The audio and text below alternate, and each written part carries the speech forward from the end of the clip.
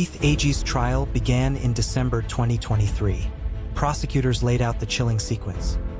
Leaving work in Alabama, retrieving his gun, texting with his mother, driving nearly 2 hours, and walking directly into aisle 52 to kill, Keith Agee carried out a crime that was as deliberate as it was devastating. Surveillance footage, cell phone data, his own partial confession, and the digital text trail between him and his mother formed an overwhelming case against him.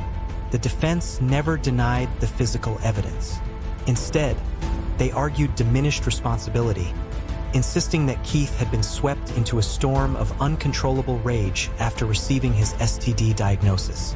According to the defense, he was a man unraveling, lashing out not with calculation but with blind fury. To humanize him, the defense took the risky step of putting Keith on the stand.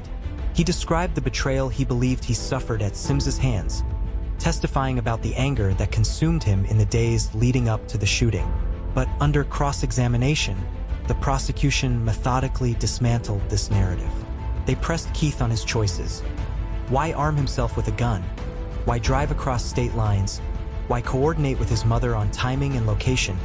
And why march straight toward Sims in the Home Depot aisle where she worked? These were not the actions of a man blinded by sudden passion, prosecutors argued, but the steps of a man who had time to reflect, plan, and execute. In her closing arguments, prosecutor Bridget Jensen brought the focus back to Brooklyn Sims, reminding jurors that this case was not about a curable infection but about wounded pride. Keith had chosen violence to restore his ego. She emphasized the brutality of the act.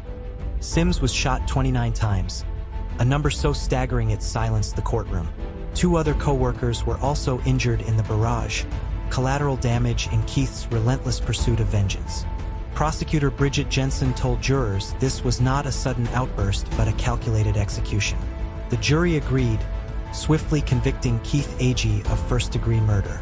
Judge Coleman Lee Robinson sentenced him to life without parole, calling the crime cruel and terrifying for both Sims and her co-workers.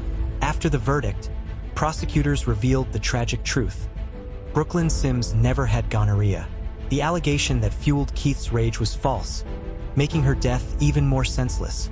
For her family, it was both vindication and heartbreak, proving her innocence but showing she died for nothing. With Keith imprisoned and Sheila awaiting trial, the case stood as a stark reminder of how pride and misinformation can turn deadly. Brooklyn was remembered not as a victim of rumor, but as a beloved daughter, sister, and friend whose life ended far too soon.